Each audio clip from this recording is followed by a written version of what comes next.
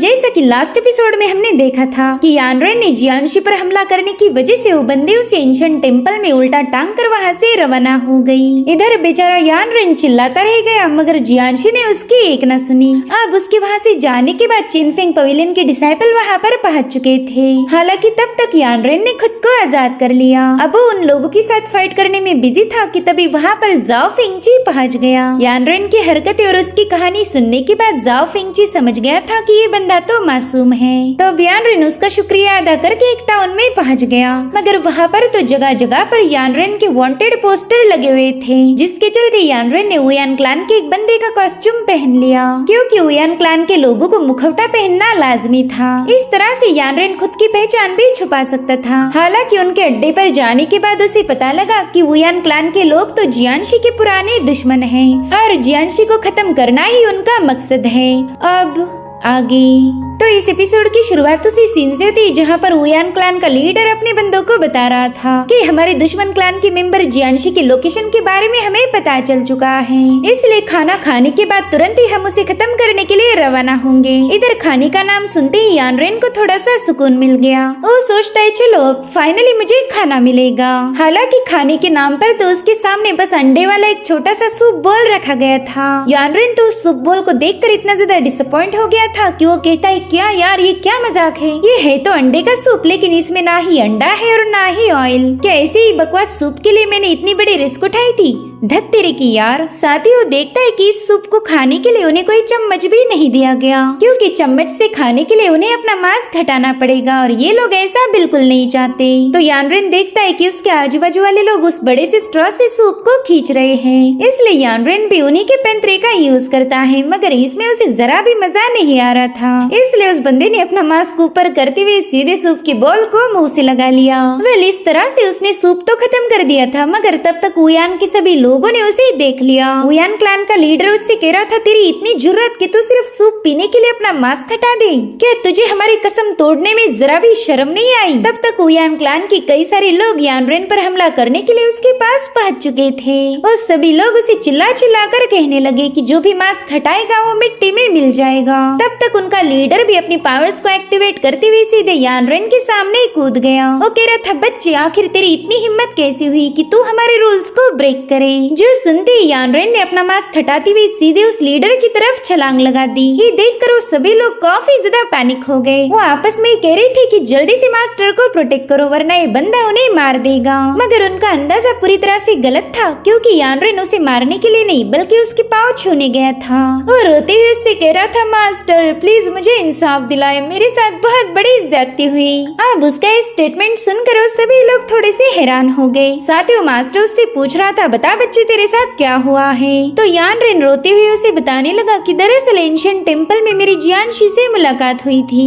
उसे लगा कि मैं यंग और हैंडसम हूँ, तो जब मैं नींद में था तभी उस बंदी ने मुझे बांध दिया और उसके बाद क्या हुआ ये तो बताने के भी लायक नहीं है। उसकी बातें सुनकर उन लोगों के चेहरे पर एक स्माइल आ गई थी। तभी यानरेन रोते हुए कहने लगा कि अब मैं क्या ही बताऊँ, मेरा तो सब कुछ लुट गया, मैं किसी को मुंह दिखाने के लायक नहीं बचा, मेरी तो इज्जत लूट चुकी है मास्टर, उस बंदी ने मेरे साथ जबरदस्ती की। अब उसकी दुख भरी दास्तान सुनकर उन लोगों को काफी ज्यादा मजा आ रहा था। वहीं पर वो मास्टर कह रहा था कि वो जियांशी तो दिखती एकदम मासूम है, हमने तो कभी सोचा नहीं था कि उसके अंदर हवस से भरा हुआ एक शैतान होगा।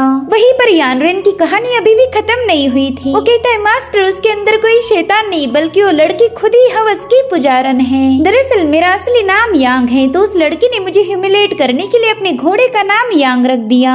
अब भाइयों आप ही बताओ उसने ऐसा मेरे साथ क्यों किया? भला घोड़े का नाम यांग कौन रखता है? और फिर मुझे उसके असली इरादे पता चले। दरअसल वो मुझे जिंदगी भर के लिए राइड करना चाहती है, इसलिए तो उस कमीने ने अपने घोड़े का नाम यांग रख दिया ताकि वो हमेशा मुझे इमेजिन करके मुझे राइड कर पाए। जो सुनकर तो वहाँ मौजूद लोगों को काफी ज्यादा हंसी आ रही थी। उसमें से एक बंदा अपने मास्टर को बताता है कि हाँ मास्टर ये बंदा बिल्कुल सही बोल रहा। दरअसल उस दिन मैं जियांशी को फॉलो कर रहा था ना, उस दिन उसने अपने घोड़े को लिटिल यांग बुलाया था, यानी कि इस बंदे की दास्तान पूरी पूरी तरह से सच है। तो मास्टर यानरेन से कहता है चलो चलो बहुत हो गया रोना धोना, असली मर्द कभी आंसू नहीं बहाया करते। तुमने तो खुश होना चाहिए कि जियांशी ने तुम्हारी सवारी की। देखो मेरे पास इस सबसे स्पेशल पॉइजन है, इसकी ना ही कोई खुशबू है और ना ही कोई रंग। इस पॉइजन की एक ही बूंद उस जियांशी को पूरी तरह से पैरालाइज कर देगी, फिर तो तुम्हें जो चाहे वो तुम उसके साथ कर सकते हो। तभी एक बंदा अपने मास्टर से कहता है कि प्लीज ये पॉइजन मुझे दीजिए, मैं इस मिशन को पूरा करना चाहता हूँ। वैसे भी हम इस बंदे को नहीं जानते, ये तो हमारे क्लैन में घुस कर आया था। लेकिन देखते ही देखते वो कई सारे लोग अपने मास्टर से कहने लगे कि इसे रहने दो, हम मिशन पर जाने के लिए तैयार हैं। हालांकि यानरेन को पता था कि अगर उसने जरा भी देर कर दी तो ये पॉइजन उसके हाथ से चला जाएगा,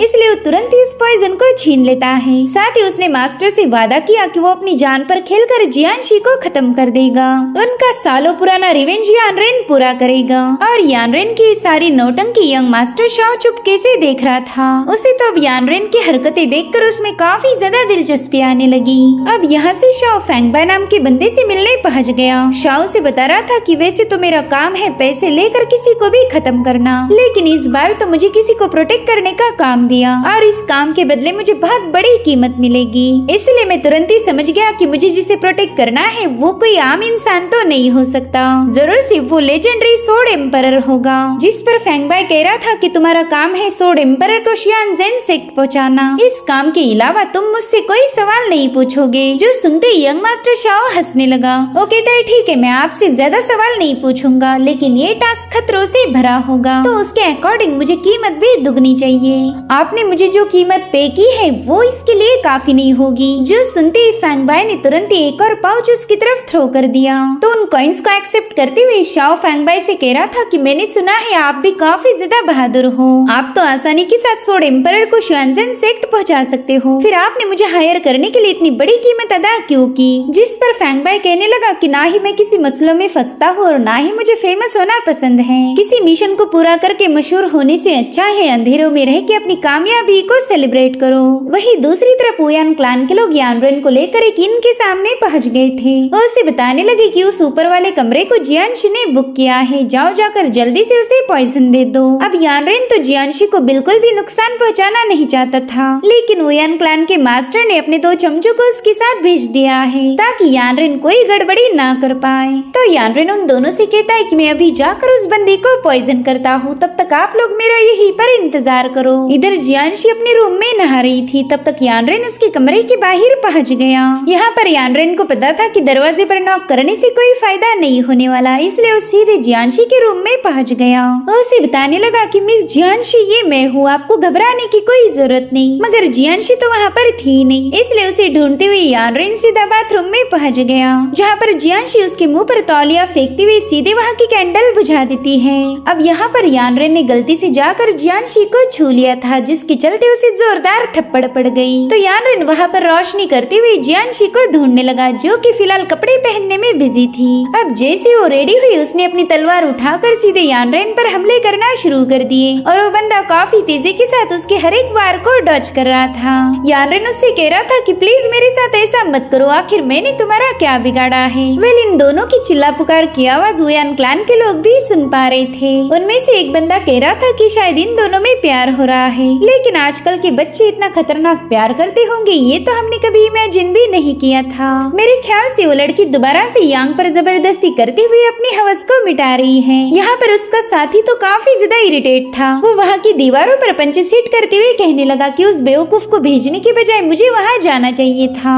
इस तरह से जियांशी मुझ पर नहीं बल्कि मैं ही उस पर जबरदस्ती करता, यार उस बेवकूफ लड़के की वजह से इतना अच्छा मौका मेरे हाथ से निकल गया। अब सीन शिफ्ट होकर हम देख पाते कि यानरेन जियांशी के सोर्ड को ओयान क्लान के मास्टर के सामने पेश कर चुका है। वो कह रहा था मास्टर मैंने उस बंदी को हरा दिया और देखो ये रही सबूत के तौर पर उसकी सोर्ड। जो सुनते हो मास्टर काफी ज्यादा खुश हो जाता है। वो कह रहा था कि यानरेन की बहादुरी की वजह से फाइनली हमारा रिवेंज पूरा हुआ।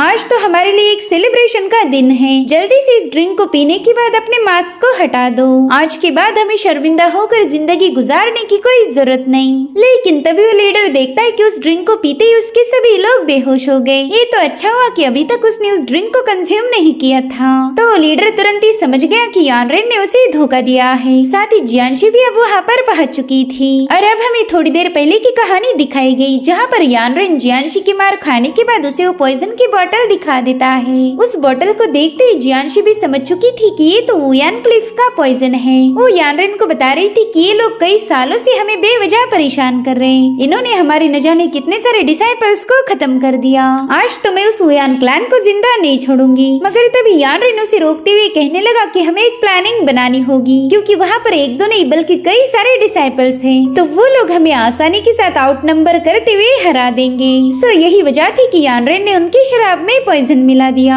वहीं पर वुयान क्लिफ का लीडर यानरेन पर काफी ज्यादा भड़क गया था। वो कहते हैं, लड़के, मैंने अपने बंदों को छोड़कर तुम पर भरोसा किया और तुमने मेरे ही बंदों को पॉइजन कर दिया। जिस पर यानरेन कहने लगा कि जियांशी की तुम्हारे साथ कोई दुश्मनी नहीं, मगर तुम लोग तुम्हारे फाउंडर की हार का बदला लेना चाहते हो, जो कि सरासर गलत है।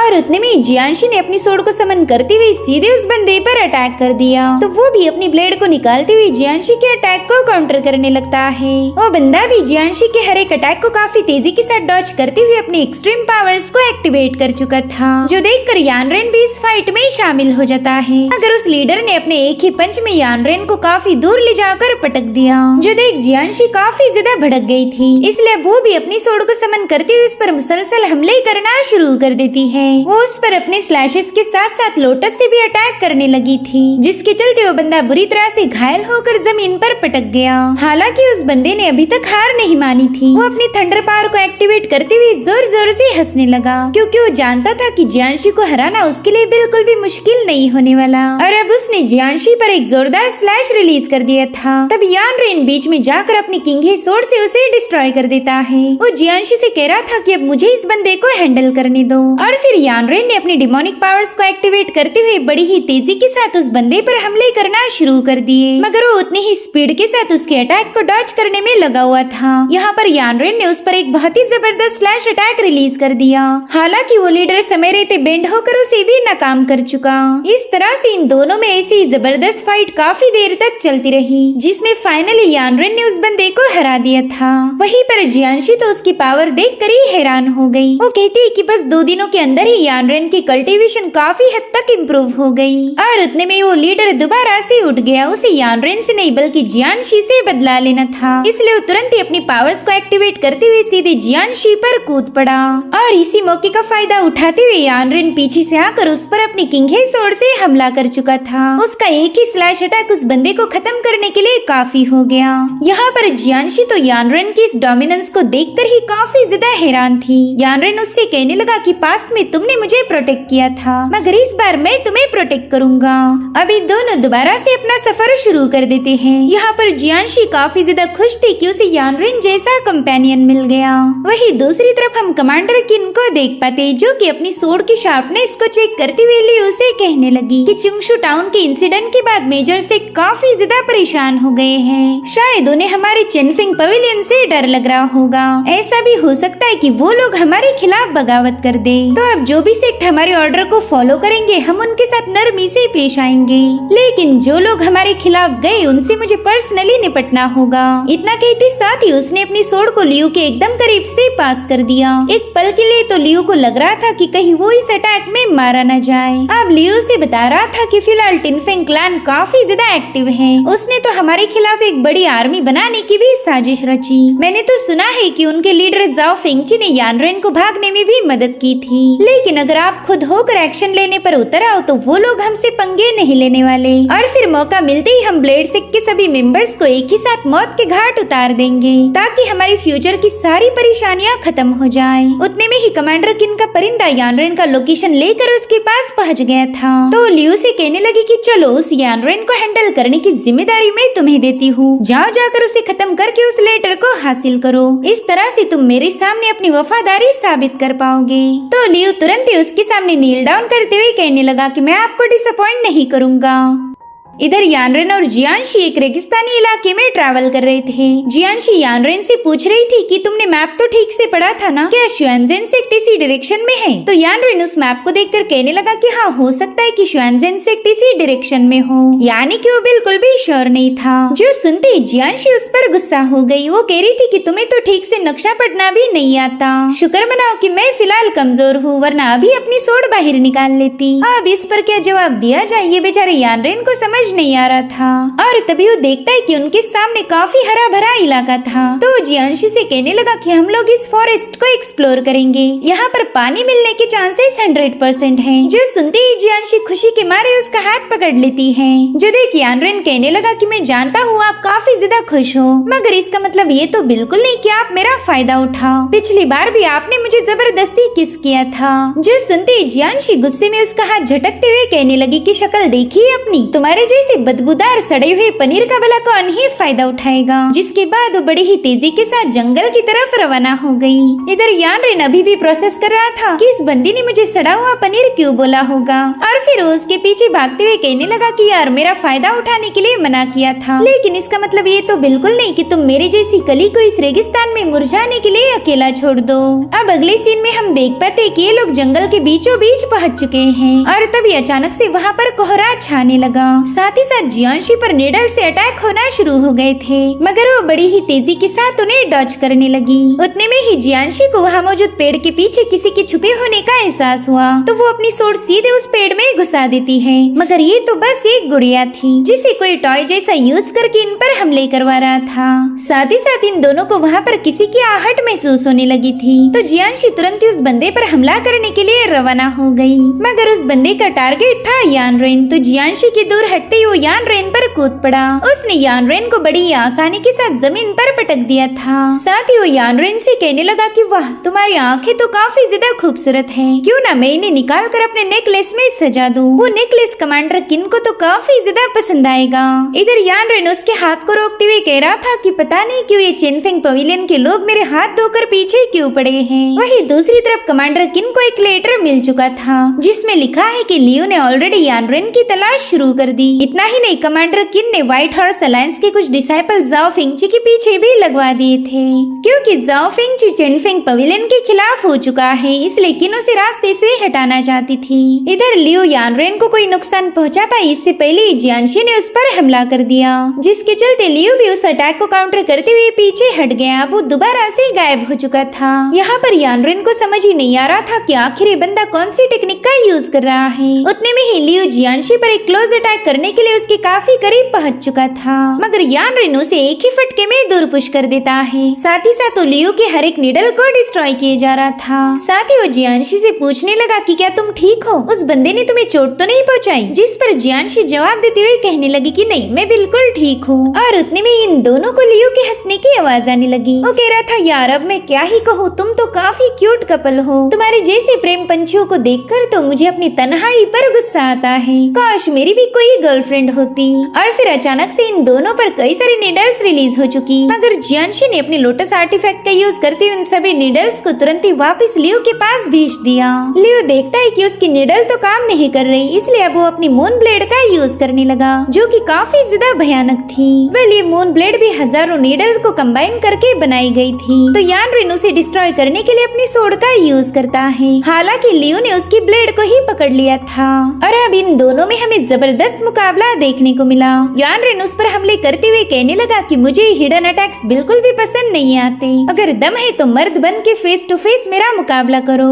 इसी दरमियान यानरेन उसकी ब्लेड से थोड़ा सा घायल हो गया था। उतने में ही लियो उससे कहता है कि तुम काफी ज्यादा बहादुर हो, इसलिए कमांडर फेंग ने तुम्हारे साथ फाइट नहीं की थी। वैसे मेरा भी तुम्हें खत्म करने का कोई इरादा नहीं है, इसलिए मैं तुम्हें एक सलाह देना चाहूंगा कि जल्दी से उस लेटर को मेरे हवाले कर दो, और आज मेरा मूड अच्छा है तो मैं भी तुम्हें जिंदा छोड़ दूंगा। चलो मेरी छोटे भाई अब बात मान भी जाओ। जो सुनते ही यानरेन कहने लगा थू ऐसे बड़े भाई पर मैं शर्त लगाकर बता सकता हूँ कि तुम अपने सगे भाई को भी मारने के लिए हेजिटेट नहीं करोगे। जो सुनते ही लियो कह रहा था अरे वाह मुबारक हो, तुम तो मुझे काफी अच्छे से पहचान गए। दरअसल मैं हुआ फैमिली का यंग मास्टर लियो हूँ और मुझे यहाँ पर तुम्हें खत्म करने के लिए भेजा गया था। मेरे भाई तुम वो लेटर दो या नहीं दो, तुम्हारी मौत कंफर्म है। तभी जियांशी लियो से कहने लगी कि जहाँ तक मुझे पता है हुआ फैमिली 4 ग्रेट फैमिलीज की लीडर है, तो भला एक महान फैमिली चेनफेंग पवेलियन के तलवे कब से चाटने लगी। तुम चाहे उनके साथ कितने भी वफादार क्यों ना रहो, तुम्हारी औकात बस एक कुत्ते जैसी होगी। जो सुनकर सुनकर लियो कह रहा था, मेरी जान, अगर तुम नहीं चाहती कि तुम्हारा अंजाम भी बिल्कुल तुम्हारी मास्टर जैसा हो तो चुपचाप से चेनफिंग पवेलियन की सभी ऑर्डर्स को फॉलो करती जाओ। इसके अलावा तो तुम्हारे पास दूसरा कोई ऑप्शन ही नहीं है। अपने मास्टर का जिक्र सुनते ही जियांशी तो काफी ज्यादा भड़क गई थी। वो कहती, अच्छा तो तुम ही लोगों ने मेरी मास्टर को किडनैप किया था। जिसके बाद वो बड़ी ही तेजी के साथ उस पर हमला करने के लिए रवाना हो गई, मगर लियो अपनी मून ब्लेड से उसके अटैक को रोक लेता है। वो कह रहा था कि सिर्फ तुम्हारी मास्टर ही नहीं बल्कि जिन भी सेक्ट लीडर्स ने हमारे ऑर्डर को फॉलो नहीं किया वो एक के बाद एक गायब हो गए।